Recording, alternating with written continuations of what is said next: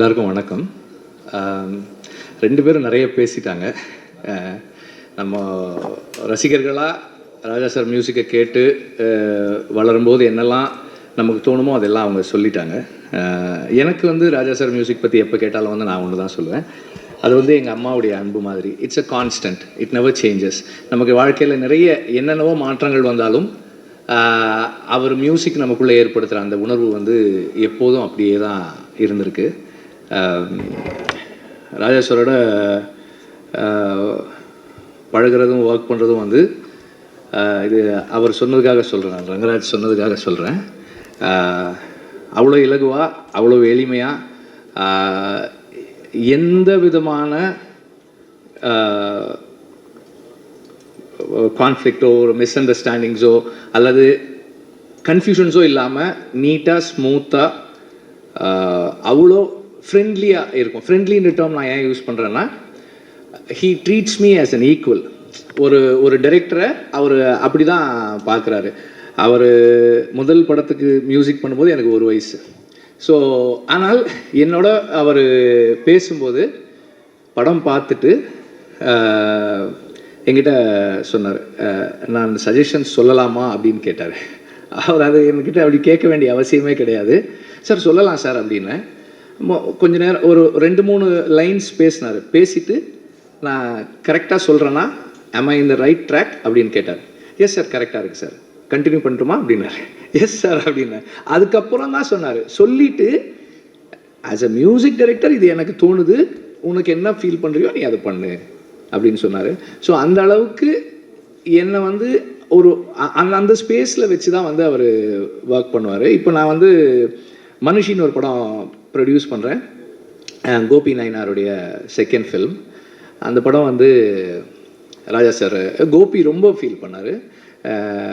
ராஜா சாரோட மியூசிக் ஒரு போஸ்டரில் அவரோட பேர் கூட என் பேரும் இருக்கிறது வந்து எனக்கு அவ்வளோ பெரிய பெருமையாக இருக்கும் அப்படின்னாரு. அதுக்கப்புறம் நான் சாரை கேட்டேன், சார் இப்படி ஒரு படம் பண்ணுறேன் சார், பண்ணுறீங்களா அப்படின்னு. பண்ணலாம், டைரக்டர் வர சொல்லுங்கன்னாரு. வந்து அப்புறம் பேசினாங்க. அதில் 2-3 இன்ஸ்டன்சஸ் இருந்தது எனக்கு. இதை நான் சொல்கிறது எதுக்குன்னா, ஒரு கம்போசராக அவருடைய ஒர்க் ஒரு வேலை செய்கிறாரு, அதுக்கும் அவருடைய பர்சனல் லைக்ஸ் டிஸ்லைக்ஸ் அண்ட் ப்ரிஃபரன்சஸுக்கும் எவ்வளவு டிஸ்டன்ஸ் வச்சுக்கிறாரு அப்படின்றதுக்காக தான். அதோட எண்டில் ஒரு வசனம் வரும். எனக்கு அது சார் அந்த எண்டில் ஒன்று இருக்குது சார், நீங்கள் பாருங்கள், பார்த்துட்டு சொல்லுங்கன்னு. படம் பார்த்தாரு, எதுவுமே பேசலை அதை பற்றி. பிகாஸ் அவருடைய பிலீஃபுக்கு ரைட் ஆப்போசிட்டாக ஒரு ஸ்டேட்மெண்ட்டில் படம் முடியுது. இப்போது ராஜா சார் மியூசிக் பண்ணி எனக்கு என்ன இருக்குன்னா, ஐயோ இது எப்படி சார். அப்புறம் கேட்டேன், சார் இது உங்களுக்கு எது அந்த கடைசியில் வர்றதா அப்படின்னாரு. ஆமாம் சார், அந்த அந்த ஒரு லைன் அப்படின்னா அது பண்ணிடலாம் அப்படின்னாரு. ஒன்றுமே சொல்லலை. அதுக்கு ரொம்ப பியூட்டிஃபுல்லாக ஒரு மியூசிக் கம்போஸ் பண்ணி அதை பண்ணார். அப்புறம் அதில் ஒரு ஒரு ஒரு போலீஸ் ப்ரொசீஜரல் சீன். அது ஒரு சாதாரண ஒரு போலீஸ் ப்ரொசீஜர். அது வாங்க உட்காருங்க, இதை பண்ணுங்கள் அதை பண்ணுங்கள், அப்படி ஒரு சீனு. அந்த சீனை ராஜா சார், இது அவரோட ஒர்க் பண்ண எல்லாருமே சொல்லியிருக்காங்க, நானும் சொல்லணுன்றதால இதை சொல்கிறேன். அது வந்து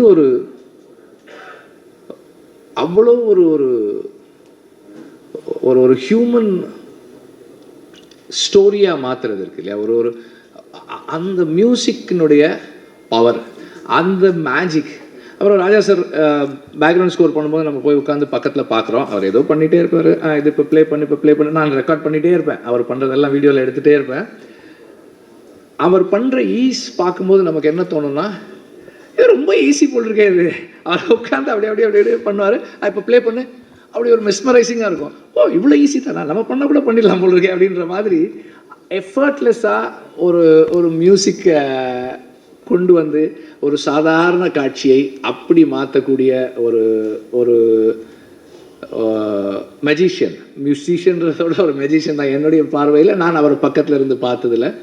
அதே மாதிரி பல பேர் சொல்லியிருக்கிற அதே விஷயந்தான். இப்போது விடுதலைக்கு வந்து ஒரு சாங் அப்படின்னு கேட்டால் 2 டியூன் நல்லாயிருக்கு. இன்னொன்று பண்ணலாமா, இன்னொன்று பண்ணுறாரு, அதுவும் ஒரு 5 டியூன் பண்ணிட்டார் ஒரு சாங்குக்கு. அப்போ ஒரு சாங் இருக்க வேண்டிய இடத்துல 3 சாங் ஆயிடுச்சு படத்தில். அந்த மாதிரி என்னை வந்து அவ்வளோ தனக்கு அவ்வளோ நெருக்கத்தில் அலோவ் பண்ணி he is letting me see himself, அவரோட பேசுறது, அவரோட எக்ஸ்பீரியன்ஸஸை ஷேர் பண்ணிக்கிறது, இதெல்லாம் அவ்வளவு என்ரிச்சிங்காக இருக்குது எனக்கு ஆஸ் அ பர்சன்.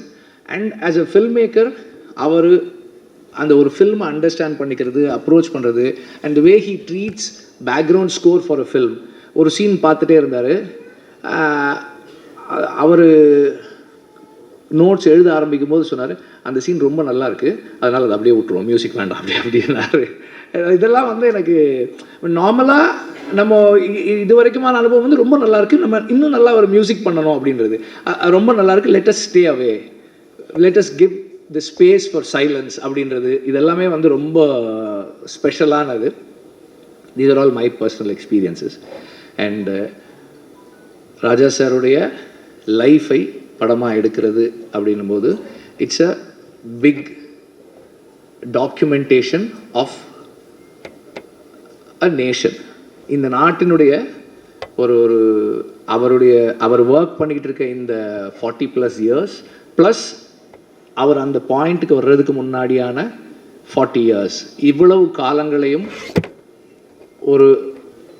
ஒரு நாட்டினுடைய வரலாற்று பதிவாக அவருடைய இசையில் நாம் கொண்டு வந்து சேர்க்குறோம். Because film music is are bookmarks of life. ஒரு பாட்டை கேட்டால் ஒரு அனுபவம் வரும். எனக்கு வந்து தேவர் மகன் சாங் கேட்டால், நானும் என் ஃப்ரெண்டும் வந்து ஒரு ராணிப்பேட்டிலேருந்து வெள்ளூர், எனக்கு இப்போ ஜாண்டிஸு வீட்டில் உட்கார வச்சுருந்தாங்க, எங்கள் அம்மாவுக்கு தெரியாமல் சைக்கிள் எடுத்துக்கிட்டு போனோம்.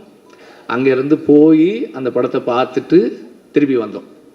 எனக்கு அது ஞாபகம் வரும், தேவர் மகன் சாங். ஸோ என்னோடய லைஃப்பில் முக்கியமான events, I mean not my own life but everybody's life, நமக்கு ஃபில்ம் மியூசிக் வந்து லைஃப்பை, ஈவெண்ட்ஸை, பர்சனல் ஹிஸ்ட்ரியை மார்க் பண்ணுற புக் மார்க்ஸாக இருக்கிறது வந்து ஃபில்ம் மியூசிக் நமக்கு. அப்போ அந்த மாதிரி இன்றைக்கி இருக்கிற இங்கே இருக்கிற எல்லாருடைய வாழ்க்கையிலும் ஏதோ ஒரு விதத்தில் அவங்களோட பர்சனல் ஹிஸ்ட்ரியில் ராஜா சாரோட மியூசிக் இருக்குது. அவரோட லைஃப் ஒரு ஃபில்மாக ஆகுது அப்படின்னும் போது it is our own films also being mat.